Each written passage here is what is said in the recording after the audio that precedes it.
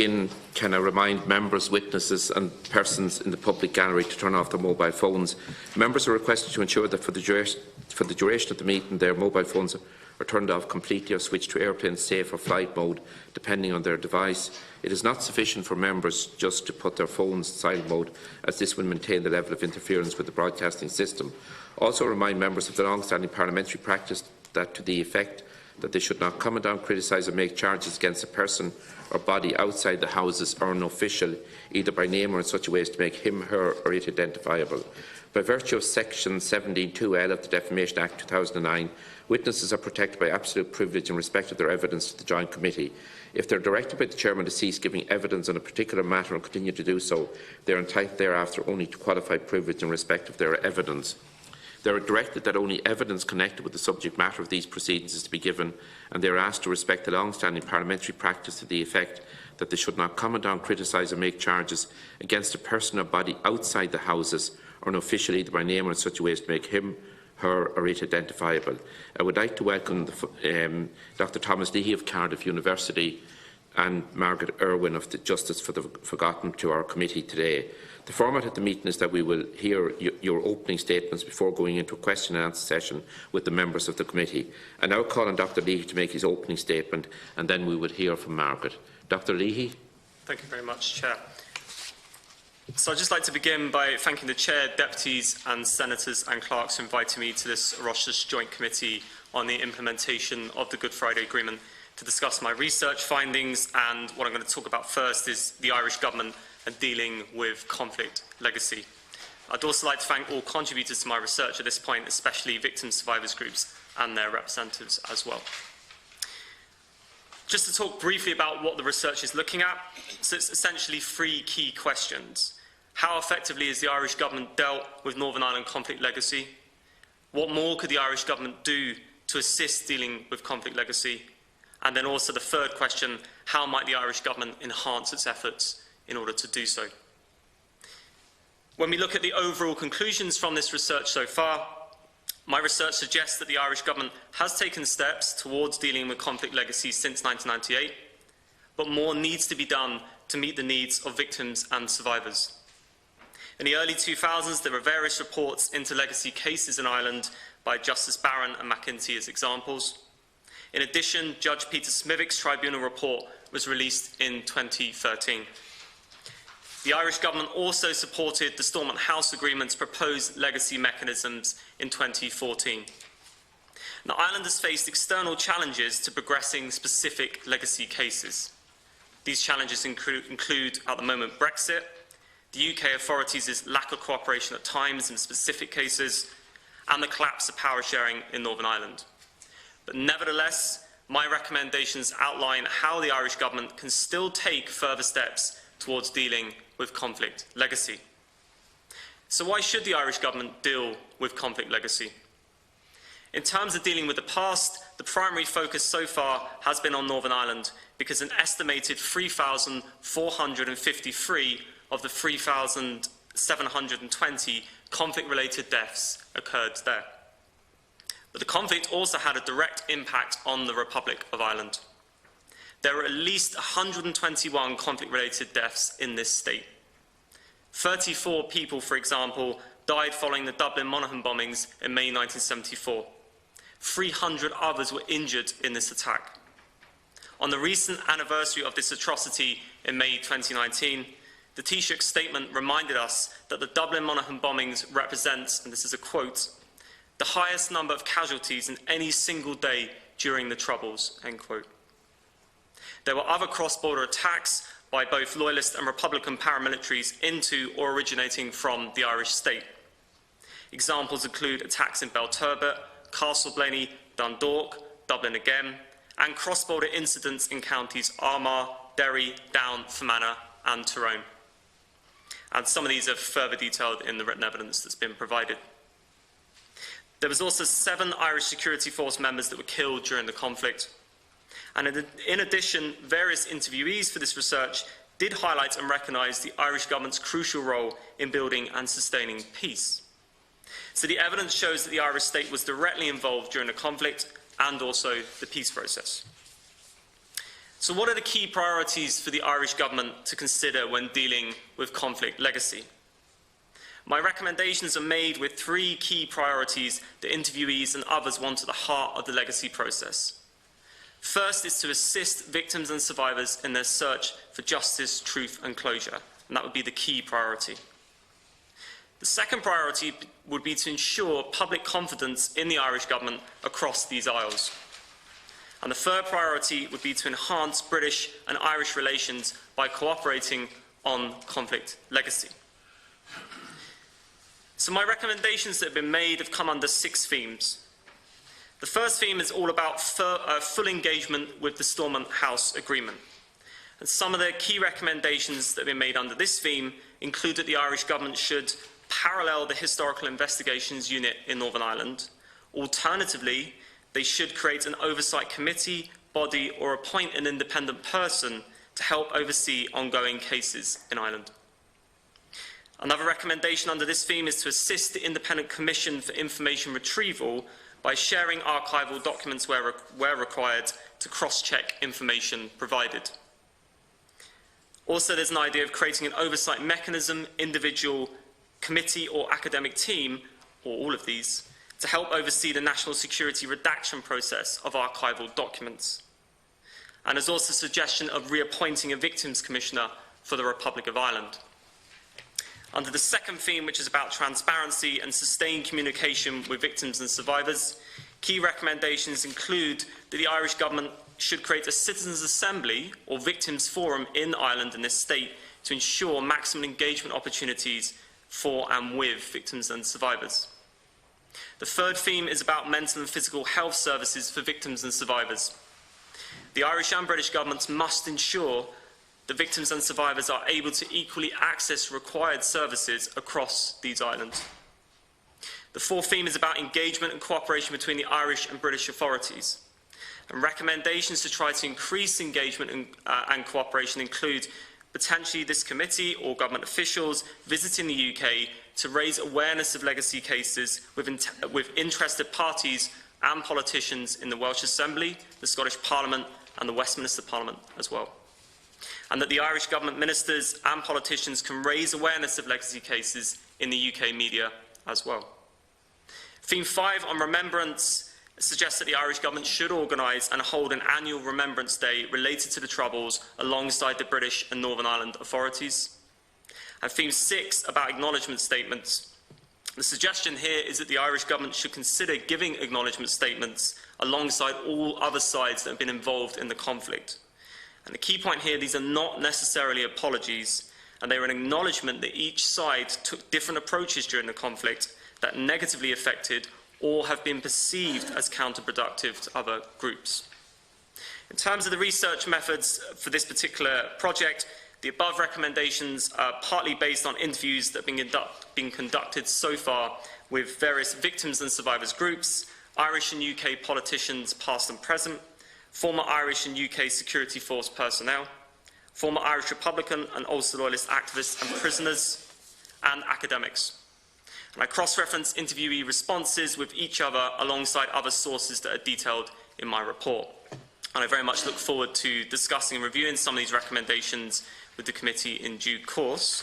But finally, just as requested, I'm going to provide a few thoughts on Brexit's impact on citizenship across the island of Ireland. And Professor Niall Ó Donnghaile from the National University of Ireland in Galway and myself have produced a piece of work entitled, and this is the name of it, Citizenship on the Ethnic Frontier, Nationality, Migration and Rights in Northern Ireland since 1920. What we also looked at for that bit of work was the rights of Irish people in England, Scotland and Wales, and the rights of UK citizens moving to Ireland from 1920 up to present day. And there's two central points that I want to briefly just mention about how Brexit might impact citizenship on this island. Now, the Good Friday Agreement partly helped to end the conflict by recognising the contested nature of British and Irish citizenship in the north. The peace agreement therefore accepted the right, and this is a quote, of all people of Northern Ireland to identify themselves as Irish or British or both, end quote. And the agreement stated that this right, again quote, would not be affected by any future change in the status of Northern Ireland, end quote. So the point here is vital to ensure that dual citizenship in Northern Ireland remains, because otherwise Irish people living in the north will feel that their voice is ignored and their identity is overlooked. This point matters because one factor encouraging conflict on this island between 1912 up to 1998 was the perception or the actual existence of particular national identities being suppressed. The second point is that our research found that Irish people moving to England, Scotland or Wales, or UK citizens moving to Ireland, have received generous citizenship rights. So, for example, an Irish person moving to Britain for work permanently does not face restrictions in voting or accessing healthcare. So the key question with this is, will Irish people living in the UK still experience the same generosity after Brexit? And I think that still remains unclear at the present time. So I also look forward to questions on this topic from the Chair, Deputies and Senators. Thank you very much. Thank you very much, Dr. Leahy, for your very interesting submission and presentation. I now call on Margaret to make her presentation. Margaret. Thank you very much to the Good Friday Agreement Committee for inviting me to speak here today. I very much appreciate it. My role really is going to be just to deal with some of Dr. Leahy's recommendations. And we wish to state that we agree with all of his recommendations as set out in his report. But I'm now just going to comment on a few of those recommendations, and this is from his executive summary report. Recommendation number 1. Dr. Leahy recommends that the Irish Government should set up a parallel historical investigations unit to its proposed counterpart in Northern Ireland. Or if not, an oversight committee, body or independent person or persons should be appointed to monitor the progress of Irish state institutions in investigating legacy cases. Justice for the Forgotten has consistently argued that such a body should be established, as to fail to do so discriminates against families of victims of the conflict in this jurisdiction. They would be prevented from having access to the principal mechanism of the Stormont House Agreement. All victims of the conflict should be treated equally. This is particularly important for the families of the victims of the Dublin bombings of December 72 and January 73, and those of the Belturbet bombing of December 72. Why? Because these families have no other avenue available to them, as complaints on their behalf to the Police Ombudsman for Northern Ireland were not accepted for investigation. As you will be aware, the Police Ombudsman's remit extends only to misfeasance by former police officers. And if you haven't got enough evidence or information about that, well then they're not going to investigate misfeasance by the British Army or the UDR. Our government has so far been resistant to setting up this mechanism, although at a meeting with An Taoiseach on the 7th of February, he promised to examine the issue. We await the outcome of his examination. These legacy cases cannot be lumped in with ordinary criminal cases. You will be aware that the Northern Ireland Victims Commissioner, Judith Thompson, is fully supportive of this approach. Recommendation number 5. The Oral History Archive clearly needs to be accessible to potential contributors across Ireland and cannot simply be based in Belfast alone. Recommendation number 6. With regard to the Irish Government holding its own consultation on the Stormont House Agreement, we believe it should await feedback about its role from the NIO consultation process and thereafter hold meetings with victims' groups and others. Recommendation number 9. Dr. Leahy recommends that the Irish Government should implement any outstanding recommendations from the Barron, McEntee and Smithick reports. There are certainly outstanding recommendations from the Barron reports that have never been implemented. A. In February 2005, the subcommittee of the Joint Oireachtas Committee on Justice, Equality, Defence and Women's Rights recommended in their final report on the Dublin bombings of December 72 and January 73 that aspects of the Garda investigations into the bombings of 72 and 3 and other issues in the period 1970 to 74 should be included in the Commission of Investigation into the Dublin Monaghan bombings. This, however, did not happen. B. Another recommendation from that same report was that because of the huge number of files in the Department of Justice that had not been made available to the National Archives of Ireland, a committee of independent academics should be appointed to advise the department.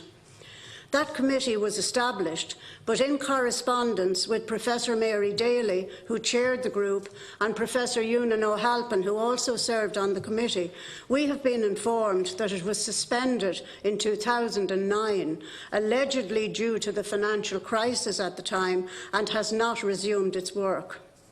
The basis for setting up the group in the first place was to consider the release of files from the Department of Justice relating to British and Loyalist violence during the 1970s. At the time the committee was suspended, they had reached only as far as the 1940s. Our understanding is that the failure to release files is in breach of the National Archives Act 1986. C. In March 2006, the subcommittee of the Joint Oireachtas Committee on Justice, Equality, Defence and Women's Rights recommended in their final report on the murder of Seamus Ludlow that 2 commissions of investigation with very specific terms of reference should be established into the case. I cannot think of a family in any legacy case in this jurisdiction that has been treated as badly by the State and Gardaí as the Ludlow family. This was acknowledged during the public hearings. Apologies were proffered to the family from 2 former Garda Commissioners, Pat Byrne and Noel Conroy, for the unconscionable failure to follow up a vital lead in the Garda investigation when the names of 4 suspects were made available to them. They also apologised for the failure to inform the family of the date of the inquest and for allowing the inquest to proceed in the absence of any family member. They also received apologies on these 2 aspects of the case from the then Minister for Justice, Michael McDowell. However, despite these apologies, successive governments have refused to implement the recommended commissions of investigation, one to deal with the Garda investigation and suspects, and the other to examine the availability and location of documents. Recommendation number 10. Dr Leahy recommends that the Irish Government should consider reappointing a Victims Commissioner for the Republic of Ireland. We believe this would be a very positive move, as it would provide victims with an opportunity of discussing all issues of concern with a dedicated person who would in turn be in a position to liaise with the appropriate government departments on their behalf. And finally, recommendation number 14. Dr Leahy states that private discussions between victims and survivors with members of the Irish state should continue to be organised and facilitated by peace and reconciliation organisations. We would add human rights organisations to that recommendation. Thank you. Thank you very much, Margaret, once again for a very interesting and important contribution. Could I call on Deputy Maureen O'Sullivan? Thank you. Thank you very much for coming in today and the really very valuable research that you've done, Thomas, and again to acknowledge the work of Justice for the Forgotten under Margaret, because it is forgotten, and I think it's only for the Justice for the Forgotten group that it certainly would not be getting any attention, I think, at this stage. So my first question is more the philosophical, general kind of one, which is why? Why do you think this has been a mammoth uphill battle in order to resolve these issues?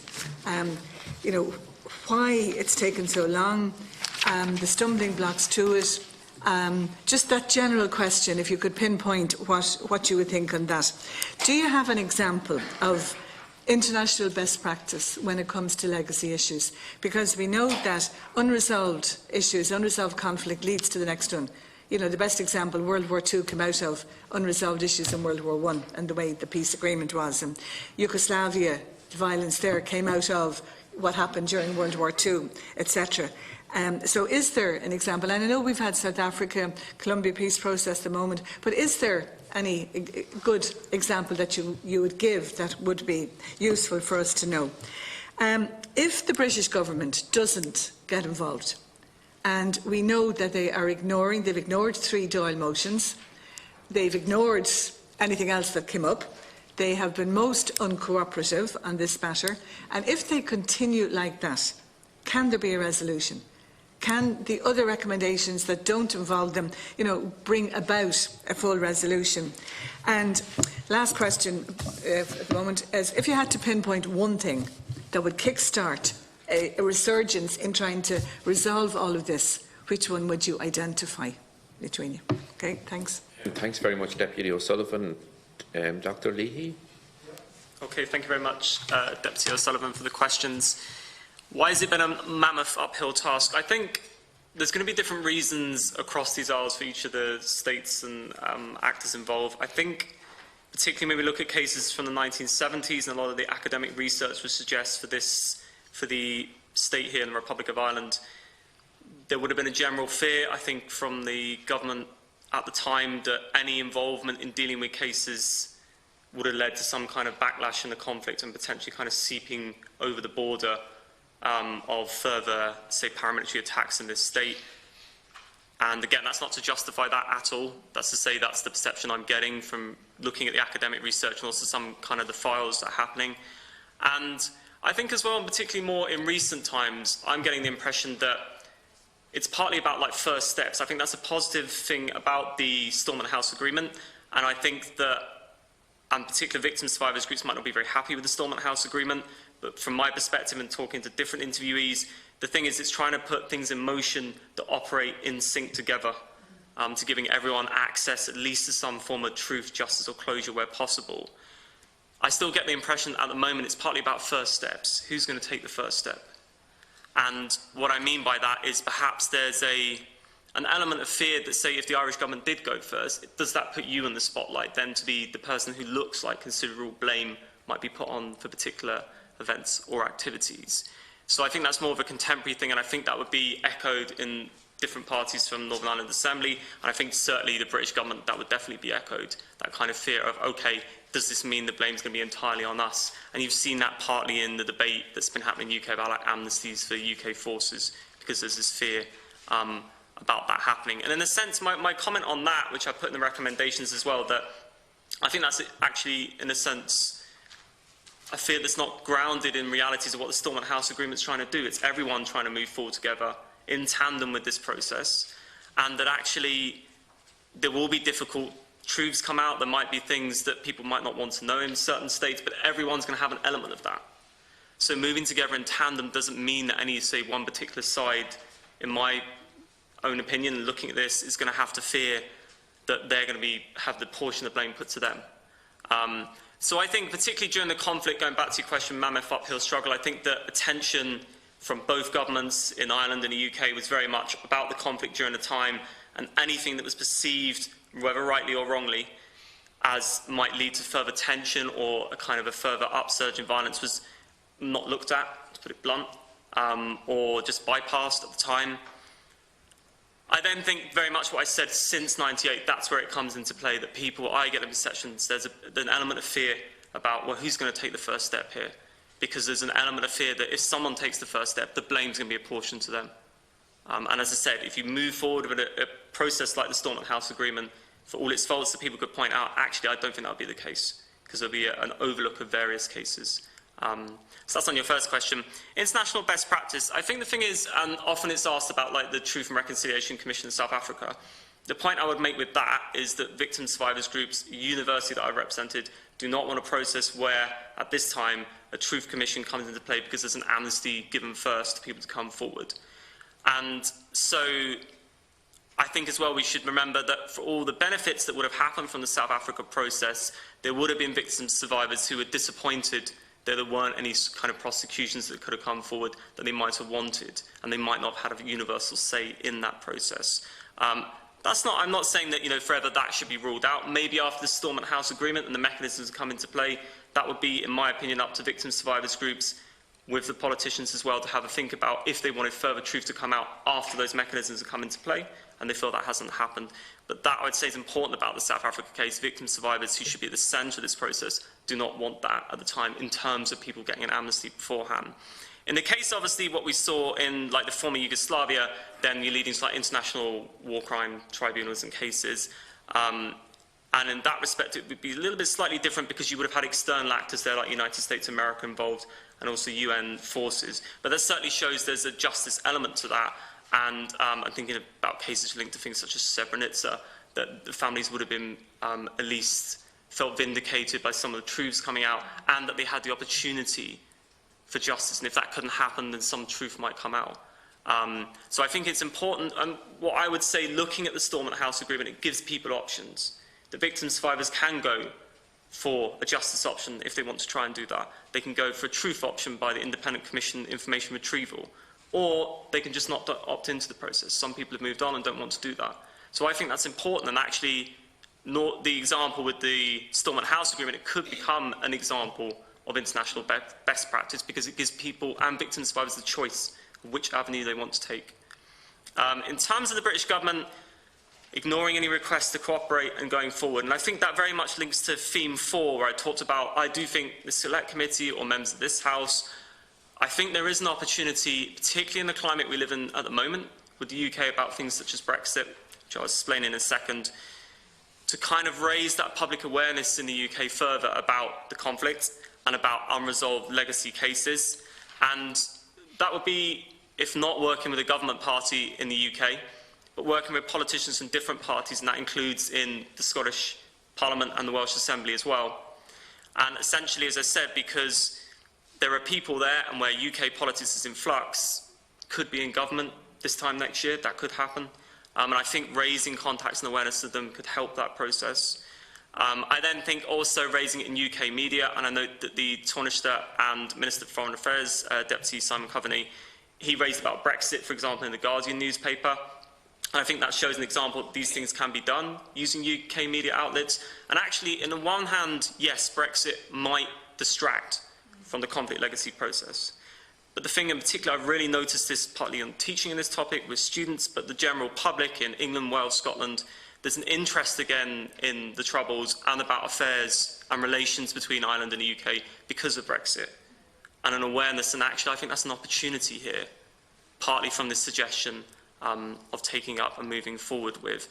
But also, and I haven't put this in the report, and I know the government here has done this in the past during the conflict and previously, I think that you might be looking at things such as European courts of human rights on cases if the British government doesn't cooperate. I think that should always be an option and would be essential. And your fourth question, could you just remind me what the fourth question was? If you to pinpoint one particular thing out of all your 21 recommendations, that would be the real kickstart. Yeah, certainly. And I think a lot of this is the kind of what we're looking at, transparency and bodies or committee, Citizens Assembly or Victims Commission, or all of these, to oversee this process in this state. Because I think what's so important, particularly from what I'm gathering from victim survivors, is that it gives them an opportunity to raise any points or issues they have with the process as it's unfolding at the time with someone who can reach, high level and be able to feed back with them. And I think that's important for all of these mechanisms. There's an oversight whilst they're operating as we try to move forward and deal with this process at the time, so we don't have still people at the end saying, well, the way this was operating, I wasn't happy with that, and I didn't feel there was any way for me to feed back on that to the government. So I actually think a lot of the oversight mechanisms are very important, and obviously that stands out with recommendation 1 about the Historical Investigations Unit. If that isn't going to happen in this state, there has to be some form, in my view, and from the evidence gathering, of oversight mechanisms, because that's absolutely fundamental for victim survivors to trust in the process and feel it's transparent. I think it's important for public confidence in that process in this state and across the Isles in the Irish government. And again, I actually think it's very important for the kind of triangular Northern Ireland, Republic of Ireland and then rest of the UK relations as well, that everyone feels in this process there's oversight built in, so they feel at the time the maximum was done that could be done. Thank you. Can I just ask? Yes, Deputy. As Margaret has said, we've had numerous exchanges, Brendan as well, on the fact that we're not having HIU in the Republic, and there is a resistance to it. Now, we have this alternative, so would you have any confidence that it can fulfil the role that's needed as you have outlined? I would say, again, essentially, if we're not going to have a historical investigations unit in the state, the most important thing in terms of confidence of victim survivors in the process, and also confidence to the public, and that's including in Ireland and the UK in the process, that you need to have some form of oversight mechanisms or individual whilst that process is ongoing. Because if people have points they want to raise about particular cases or how they're being handled, they have to have a point of contact that can raise these at high government levels and have a response back and a dialogue. If that doesn't happen at the time, then I would see from the research and what various interviewees are saying, there wouldn't be confidence in that process. And I also think what's important about that is that again, it ensures that things aren't going to be left afterwards to say, well, the process didn't fulfil my expectations. So I feel that would absolutely be key. But I'd also have a concern, and this has been raised as a point, and this would include from some victim survivors groups or politicians that actually in the North wanted the police service in Northern Ireland to oversee the process, but did accept that that's a huge burden on the police service in Northern Ireland alongside today's contemporary policing needs. And that, again, I think would be a concern for me in this state, with the Garda's contemporary needs. How, in terms of resources, how is it going to be possible to deal with these often quite complex legacy cases alongside everyday policing matters? So again, I think that has to be considered moving forward, and some of these oversight mechanisms can help with that process. Thanks, Thomas. Margaret, do you want to come in at this stage? Well, I suppose it's very important that the Stormont House Agreement is fully implemented. And of course, we don't yet know whether it's even going to be implemented at all. The consultation process with the NIO ended last October, early October. And here we are coming towards the end of June and there's no sign of it happening. But, I think what Thomas said about it's important that everybody moves forward together. And of course the Stormont House Agreement was signed by all the parties in the North, as well as the Irish and British governments. And if it is implemented, I think it is just imperative that we have some form of HIU here in this state.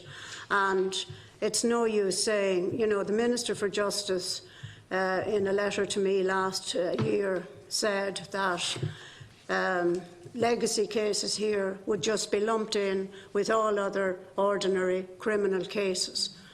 Now, I just think that just cannot happen. It just means that victims in this state are just totally discriminated against if that happens. There just has to be some form.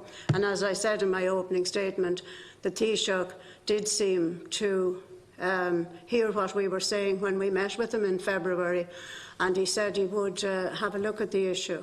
Now, we haven't had any outcome of that yet, but we're hopeful that that's what will happen, that some form of HIU will be established here. I mean, I think that's the most important.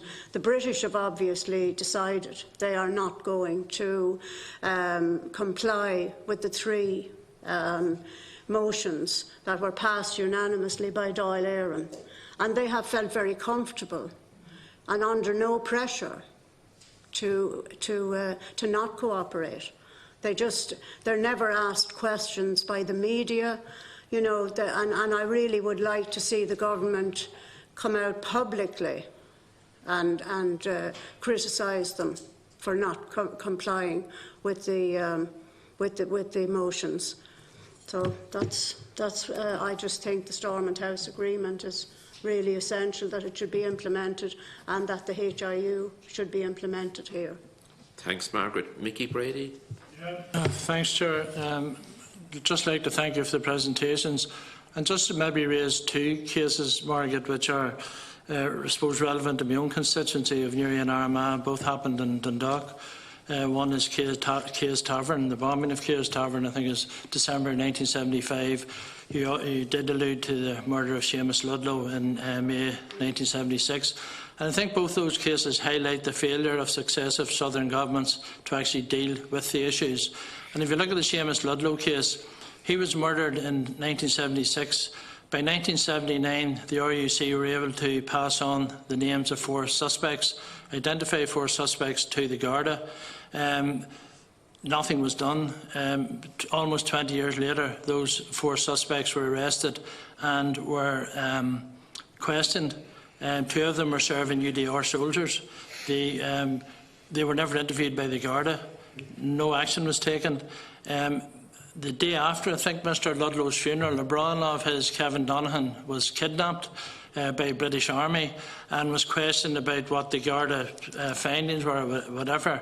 Again, nothing was ever done about that. If you look at Keir's Tavern, where Mr Rooney and Mr Waters were killed as a result of that, it appears that the authorities, both in the north and south, were aware that there was going to be an incident in Dundalk. Nothing was done again. So I think those 2 incidents particularly highlight, as I said, failures where steps could have been taken. Particularly in relation to the Seamus Ludlow murder, fake news, it would now be termed as fake news, was put out. Smear campaign against Republicans, that Republicans had been involved in the murder of Mr Ludlow, which of course was not the case. 2 of the suspects, when questioned by the RUC, admitted that they were present when Mr Ludlow was murdered but did not take part. They were never charged. So I think I just want to raise those issues because, as I said, they happened in Dundalk. Dundalk is a place I spent a lot of my youth in, socialising, because it's probably the nearest town in the south, obviously. So it's just to maybe those highlight the problems and the ongoing problems. And I know the Ludlow family have taken a case and think it's going to the Court of Appeal probably next year. And it's taken a long, long time. I mean, that's from 1976. And, you know, I think you highlighted the lack of respect and the lack of truth for families. And the Ludlow family, I think, are a particular example of how people have been so badly treated. Yes, well, as I said, the Ludlow family, I can't think of another family who were treated as badly.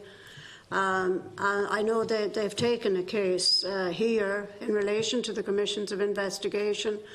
They lost that case and they're appealing it.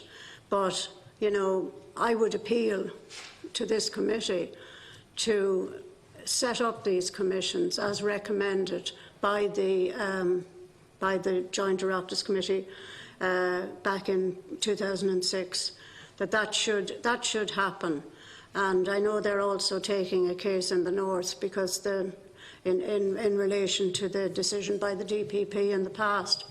The Dundalk bombing, at least we have an investigation into Dundalk because it has been accepted by the Police Ombudsman for Northern Ireland as part of Operation Newham, which is all of the linked Glenanne cases, north and south. Dublin Monaghan is also included in that, as is the murder of John Francis Green and the Castle Blaney bombing. They are all linked to that. They are all being investigated by the Police Ombudsman. But the other cases have not been, and the Ludlow case has not been either. The Dublin 72 and 73 and the Ludlow case, and also the Belturbet bombing, they were not accepted. As I explained, if you haven't got enough information of misfeasance by the RUC, well then the Police Ombudsman's remit does not extend to looking at the UDR or the British Army unless it's sort of part of what he's looking at in relation to police. So at least, as I say, the Dundalk bombing is being investigated. Thanks. And you did mention too that the Ludlow family weren't even informed that there was an inquest. That's right. I know a second inquest has been held since, but it seems an appalling state of affairs that they were not informed, and then that it actually went ahead on the day. And I know the 2 Garda commissioners and Michael McDougall apologised for that at the time. But it's just amazing then that the recommendations of the committee were not, in relation to that case, weren't followed up, at least to give some consolation to the family. Thank you. Thanks. Paul Maskey. Yes, thank you, and can I thank obviously for the report today. I think it's this has been a very welcome report, and obviously the number of recommendations, so I wouldn't mind actually just talking about some of the recommendations as well. But obviously you want to commend Margaret, you've been in before, and you can't be anything but inspired by every time you come into the committee, and obviously taking on the case for justice and for truth. And I suppose Michael did touch earlier on with regards to some of the failures from consecutive Irish governments as well too, and I mean our own party colleague Eddie Fullerton was murdered in 1991 as well too, and families are still seeking truth and justice for that particular case as well. But on recommendation 6, it does talk about the consultation process as well, and I mean there was thousands and thousands of consultees to that consultation process, and it seems to be that maybe the NIO hasn't got the answers what they wanted, so they stall the process, and then they open it up again for further consultation. So part of the recommendation is that the Irish Government should hold its own consultation, but then it goes on to say as well, in part of Margaret, you mentioned this yourself, maybe we should hold off to see what the responses are. I don't know when them responses will ever be, and it could be, you could be looking back another 10 years for some of them responses to come forward from that consultation. Would it not be beneficial then for the Irish Government to initiate that, to try and put pressure on the British Government, or certainly in the NIO, to start to produce obviously the results of that consultation process? So I think that's one question with regards to that. Recommendation 7 talks about the amnesty and how it shouldn't be, and I totally agree, because even if you look at the moment, the Soldier F scenario, which is run right through the north of Ireland at the moment, and in my own constituency, the Ballymurphy families are going through their the court cases at the moment with regards to what happened to their loved ones.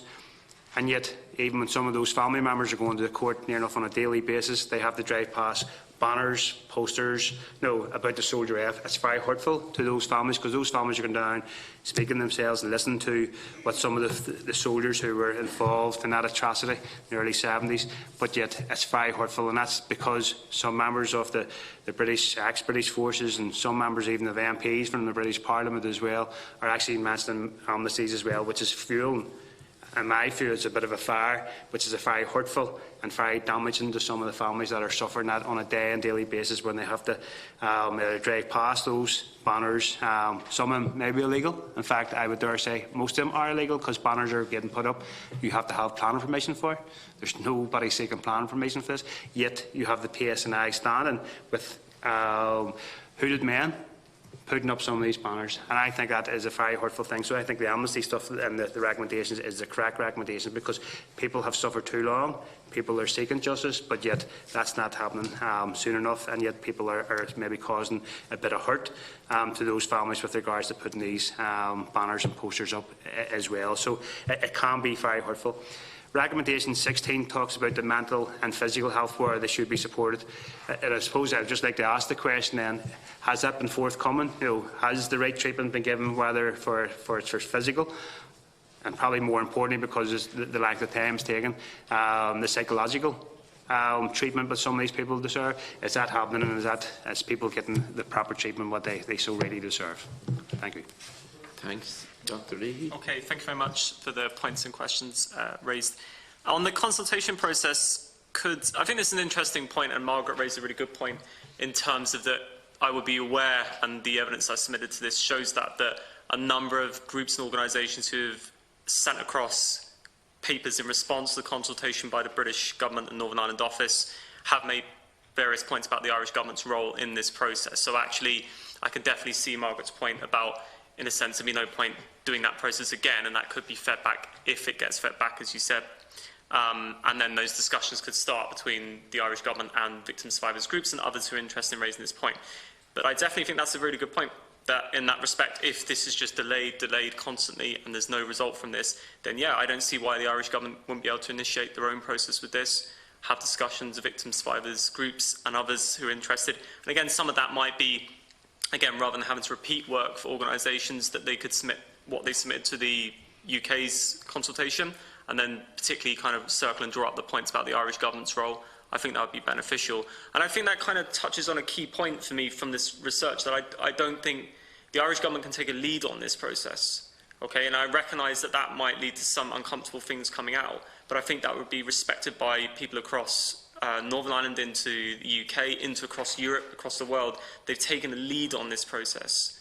And I think that that would show that the government is attempting to show public confidence in the state, that it's willing to recognise errors where it's behaved in the past and things that have happened, and been willing to try and introduce reforms to move forward, putting victims and survivors at the centre, and also, you know, trying to actually, at least in their own way, trying to move forward cooperation between these isles.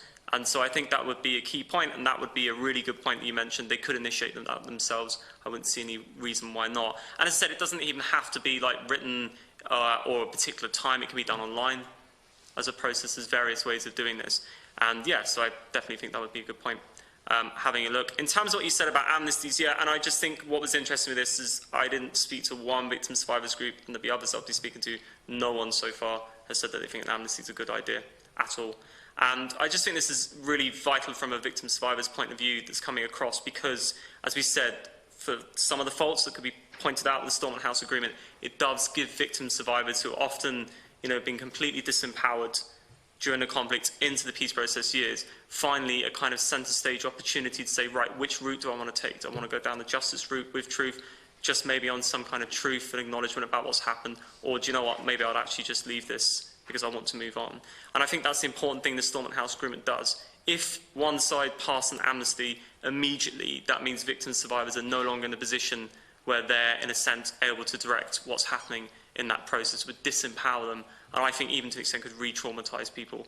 I also think there's a point there for public confidence in the state about amnesties in this state or the UK. You know, that wouldn't just affect like troubles-related cases. It could be things that have happened with police force or the army and other cases and other scenarios. It's not good that organisations that are supposed to abide by the rule of law can therefore have amnesties in place. It would set a precedent. And particularly in my evidence, I drew attention to even former British soldiers recognise this. And there's, you know, sometimes in the UK media it could appear that the British Army is, in its entirety is backing amnesties. That's not the case. And there's a number of people within the British Army who would say this is not good. The British Army is supposed to uphold law and order, which it said it was doing in Northern Ireland. So it has to, therefore, if people have gone over and against particular regulations, therefore they have to be held to account. And again, if you start passing amnesties for some groups and not others, you're going to end up with second-class victim survivors and also a kind of hierarchy of perpetrators as well. And that's not what this process is supposed to be about.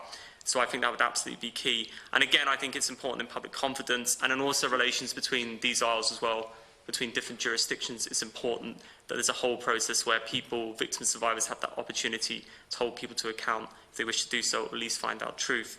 About the mental and physical health facilities, in terms of being forthcoming, and the evidence I mentioned with this, the original Victims Commissioner in this state, John Wilson, in 1999 brought up this point in his report, A Place and a Name, which looked at ways of moving forward with dealing with conflict legacy, and he said that he did feel the mental and physical health facilities available to victim survivors had to be improved and, if possible, integrated across the Isles for accessibility.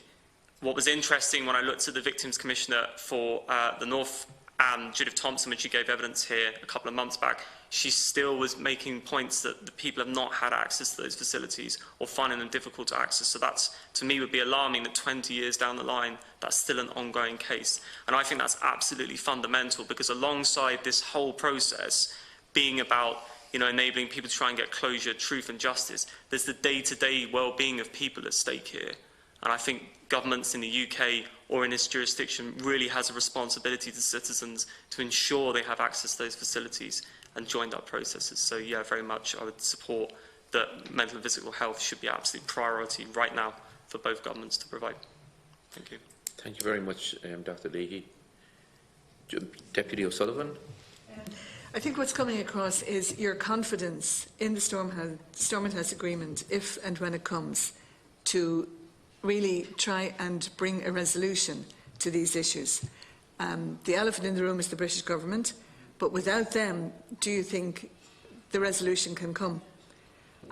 We know what has to happen down here. We need something similar to address the issues here. So, I mean, those of us who are in government or in the Parliament here can keep pursuing that.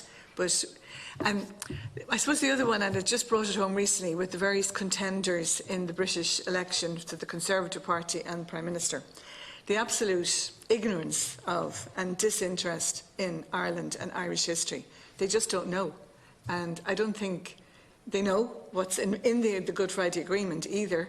So that would be my fear now, that legacy will go further down the line of priorities. And just wondering your comment on that, Thomas. Very much, Deputy O'Sullivan. They're both excellent questions and important.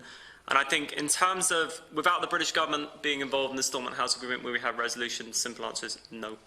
But what I do think in this state is, at least with some of the cases we mentioned with recommendation 9 about things that come out of the Barron report, the McKinsey report, Civic Tribunal, is at least this government would be able to, in a sense, hold its head up and say, well, we've done as much as we can. We've fulfilled obligations that have been asked of us, and we've moved this process forward. And I think even as an important point, that even indirectly puts pressure on the British government to say, well, actually, some of these cases that aren't being resolved is because you're not fully cooperating. Whereas I think that's an important part for this government to be able to do. And as I said, for this government as well, there's the interest of public confidence in this state. And if there's reforms that are needed and lessons or ideas for the future, then they're important to implement for citizens in this state right now. And very much the examples we've been talking about from some of the, for example, Barron reports, those things could be implemented. They don't need the British government's thumbs up or thumbs down on that process. And that's a public confidence issue. And also, I think, again, I still think, OK, so it might not help UK and Irish relations in terms of the government level if the British government don't cooperate. But I think if the Irish government could do its maximum to also help cross-border communities who might want to look at particular cases, maybe releasing archival files with those cases, maybe some of the border Protestant community, Unionist community, then again that would build trust with those communities. So there'd still be the opportunity for the Irish government, by moving forward by itself if the British government doesn't cooperate, to at least interact with people across these aisles to show that we're trying our best to try and move these things forward. And I think that would be in their gift to do so. On your point about ignorance, yeah, that would be clear, certainly from UK media, about particular cases at the second. But again, I think this is where theme 4 and the recommendations there are important, because there is an appetite, and that's from young people and people of different age groups in Wales, England and Scotland, about what happened in the conflict. And I think that raising these things in the UK media, or raising with politicians and parties who would be more engaged in these issues, and there'd be a lot of them, in terms of Scotland, Wales and England, because at some point the government, we think, will change. The UK politics is in flux, and those contacts and really raising those cases be really important in terms of trying to put them on the forefront of the agenda. But also, again, raising public awareness in the UK. And actually, one example of this is the Dublin Monaghan bombings, certainly from even teaching students, which I do, that generally, if there is an idea about what's happened in the conflict, the kind of standout attack will usually be things like the Omagh bombing. There's not even an awareness that, the largest number of people to die in incidents on a day is the Dublin Monaghan bombings. There wouldn't be an awareness of that. And again, that's important to try and get that, kind of nuanced perspective about what's happened across these aisles. So I do think trying to raise public confidence, whilst on one hand, this is a slightly depressing answer that, yeah, the British government may not cooperate, but there are ways of engaging with the UK public. And I think there's a real interest at the moment about Irish affairs and relations between these aisles because of Brexit, which on one hand, again, might appear a difficulty, but actually I think it's an opportunity. Because people even, in the UK public and media would say, well, backstop, why is that relevant? Conflict, what's that about? So there's an opportunity here to feed into that, say, well, hang on, there's this legacy process which links into this as well. I think it's incumbent on the committee, when we do meet delegations, particularly, well, from the Welsh Parliament or the Scottish Parliament, about Brexit, that legacy is on the agenda. Because I think we've tended not to. We've been looking at the more economic aspects of it, and cross-border cooperation, etc. But the whole legacy issues have been very much down the priority list. So I think the committee could just to have that in mind when we do meet those delegations, because I think that was a very interesting point that you made, Thomas, about other politicians. Because I know Margaret was planning, there had been a hope that there would be a debate in the House of Commons on this, but I think other issues have taken over in the meantime. But I think that's what's needed. Yes. Can I'd just like to answer a question here from Paul. First of all, you asked about the mental and physical health here and what assistance is given. I have to say there's very, very good assistance given in terms of physical difficulties, in terms of hearing aids, needed in terms of limbs and so on, prosthesis. The Victims of Crime Office within the Department of Justice are very, very good on that. So I do want to stress that is very much appreciated. But unfortunately, there is a huge reluctance when it comes to mental health and simply asking for some counselling. And I know that Deputy O'Sullivan and other Deputy Sean Crowe in particular have raised this with, and I think you too, Deputy Smith, have raised it with successive Ministers for Justice, Minister Shatter and Minister Fitzgerald, certainly, and they're very resistant to providing any type of counselling even.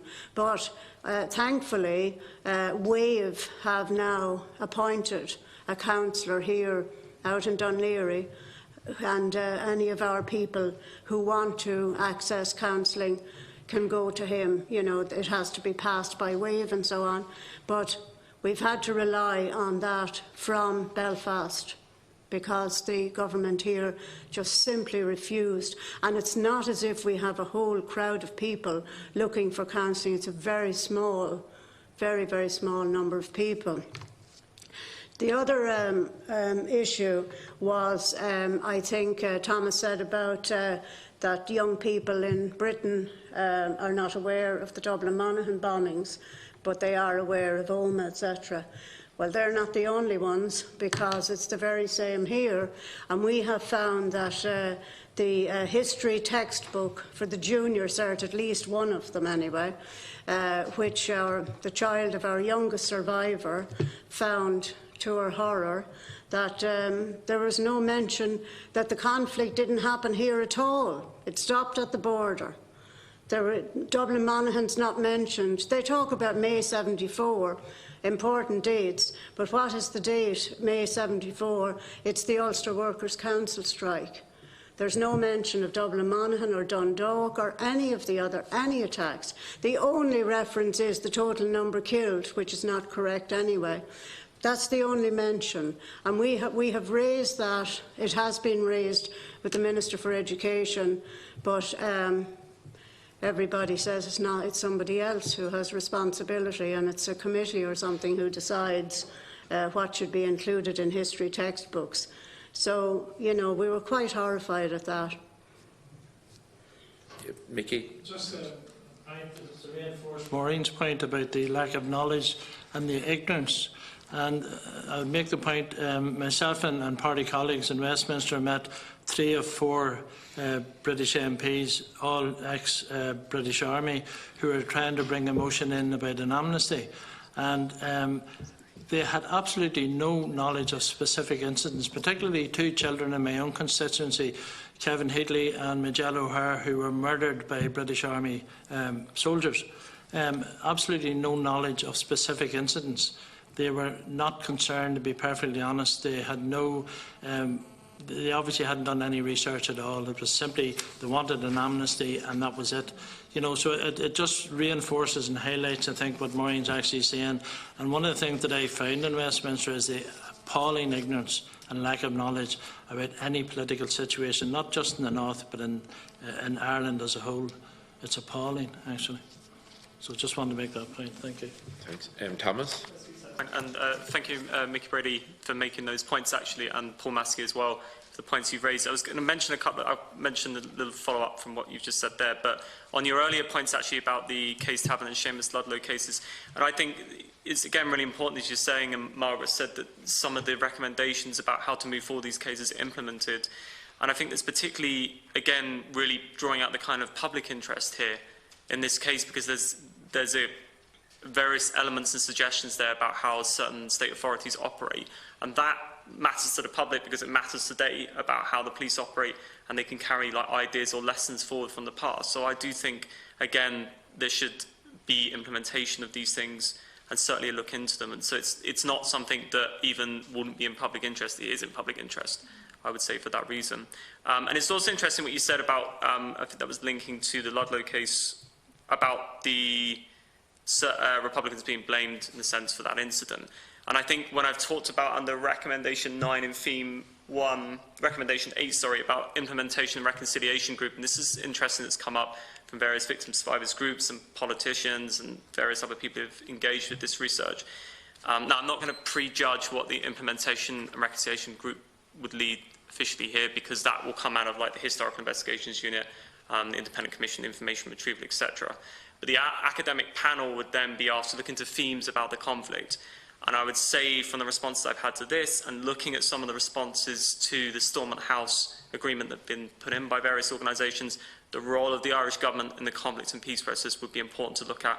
And various academics have said this to me. I've interviewed for my research as well. And there'll be various themes under that, like the Irish government dealings with cross-border loyalist attacks, cross-border Republican attacks, but also the situation in dealings also with the British government, British intelligence, etc. But also the situation in this state and how this state responded at the time with things like the broadcasting ban, Offences Against the State Act, special criminal courts. Now, that's not necessarily to criticise these, but to say I do feel a process could be useful with that, saying if a situation arose in the future where similar mechanisms could be implemented. I'm aware, for example, special criminal courts still exist, but how did this operate? Was it effective? Was it effective in terms of keeping public opinion on side about how the Irish government was actually dealing with the situation? And I think these are important conversations, again, for the Irish government to have and reflect on, to kind of, again, move forward. And that would also be things that worked well, including the Irish government's role in the peace process, which seems universally, from most groups, to have been something that seemed positively. Again, to use that as a kind of lesson learning or ideas for the future going forward. So again, yeah, I think that would be a particular point you're mentioning where the IRG would be particularly useful to have a look at some of the themes that are arising about how the Irish government interacts with particular groups during the conflict. And again, the point on, the amnesty point you mentioned, and a lack of knowledge, shall we say, about particular cases. Again, I just think that's something where engagement from this committee and politicians of this state with the UK public is really important, because there is an appetite from it. And even, this is slightly anecdotal, but if you look, say, at our university and the number of students that take a course related to the conflict, which you think now, 20, 21 years on, wouldn't be the case, it's oversubscribed. So there's a real interest about what happened, and there's a real kind of yearning for a nuance about that debate, and not just things you might hear in certain sections of the media in the UK. And again, I think that's really important, because you can raise public awareness across these aisles about different cases. That starts to, introduce people to different thinking, different sides of the debate, and actually that can end up putting pressure on governments to react and to look into a particular case. So yeah, I think that in one respect there's a ray of light, I would say, on the ignorance point, that actually there is ways forward with that, engaging with the public. So thank you. Thank you very much.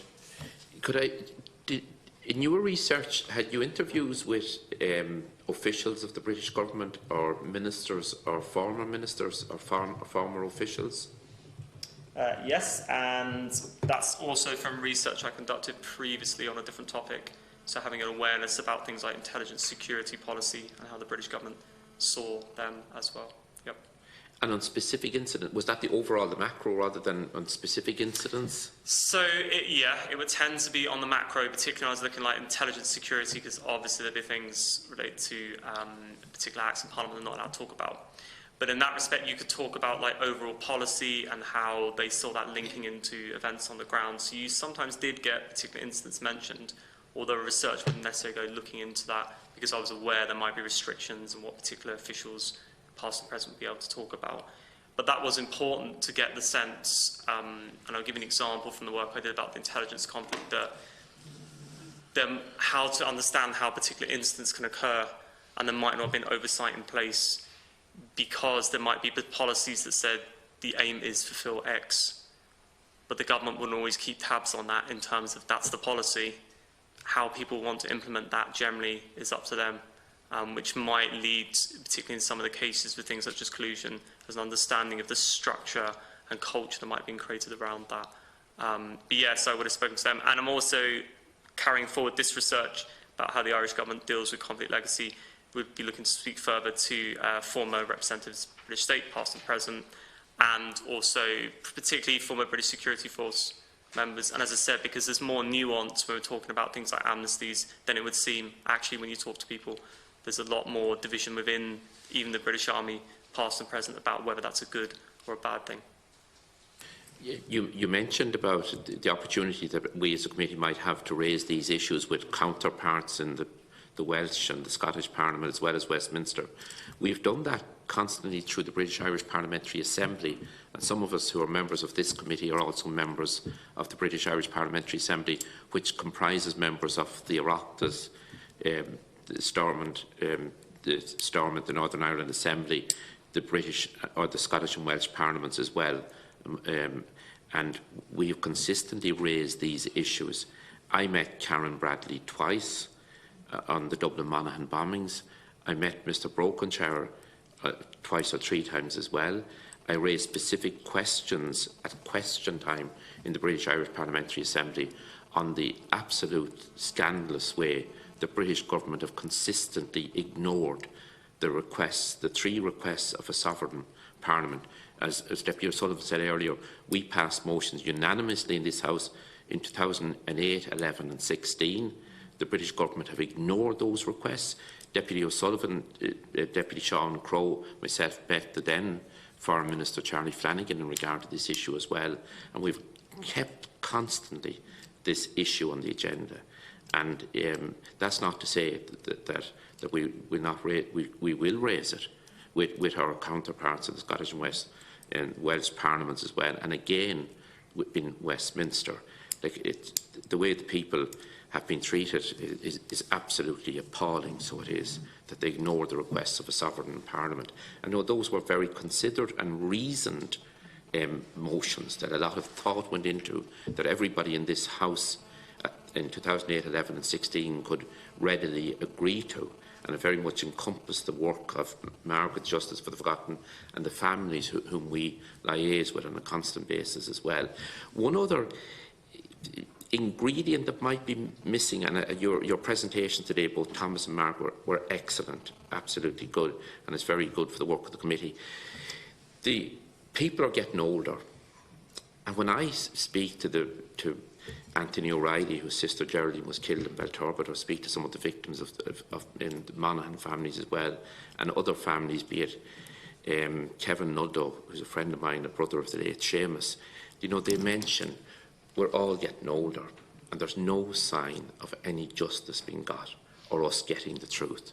So I think it was always urgent that we'd have proper investigations and the truth would be told, but it's getting more urgent as every day passes. Memories don't improve either. People are getting older. Health doesn't improve. And again, so many people will talk to us about their utter frustration that nobody's listening. And I have to say, we do it as a committee here, regardless of politics, people of all parties and people of none, re-emphasise every opportunity we get the need to deal with the legacy issues in a proper way. And it's more urgent now than ever. And your presentations today are exceptionally good. And this is a process that we have in this committee of revisiting the legacy issues, having presentations by different individuals and groups. And it's one that we have to keep working on because it's so important. And when one thinks of May 1974, the bleakest, there were many dark days in Ireland during that period, inflicted by paramilitaries from both sides and by some state forces as well, that to think of that day and the British government continue to ignore a request of a parliament is absolutely unacceptable. So it is. So I just want to thank you sincerely for your presentation today, and I'm sure that we'll have the opportunity in the future to engage with you. And I want to welcome Pat and Monica and the other visitors to the public gallery here today through Margaret, Deputy Maureen O'Sullivan, Deputy Sean Crowe, myself, engage constantly in a group here in this House with the victims of the Dublin Monaghan bombings, and we're all conscious of the victims, of the families of victims in other incidents that were mentioned here today, be it Castleblaney, Dundalk, Seamus Ludlow's death, Geraldine O'Reilly and Paddy Stanley's death in Belturbet in December 1972 as well. When we discuss legacy issues, all those families and all their loved ones and those who are gone from us, we remember and recall all of them in our deliberations. Deputy O'Sullivan. I was just going to ask about the reaction at the British Ireland Parliamentary Council when you do raise those issues about legacy issues. Would you say, are you getting a positive feeling or? No. No. Ministers, as you know, Deputy O'Sullivan, the ministers answer questions in the format. We get a fudge all the time. That's my only recollection of Mr Brokenshire. I met Karen Bradley separate from the British Irish Parliamentary Assembly now, but previous British Secretaries of State or members of the British Government, they always gave us a fudge on it. And from your colleagues from Welsh or on the British, on the Parliamentary Council? Yeah, there would be some, absolutely, there would be some people who would take a very keen interest and would be very supportive. I couldn't say it was the majority. I know some people, I don't want to misrepresent anybody, but there are some people from all of the assemblies and parliaments who are always supportive, to be quite fair about it. That's good to know. I want to thank Dr Leahy and Margaret Irwin for their presentations here today. It's a very worthwhile contribution to our work on this very, very important subject. So hopefully we will have the opportunity to engage with you in the future as well. This meeting now stands adjourned until the 4th of July. Thank you.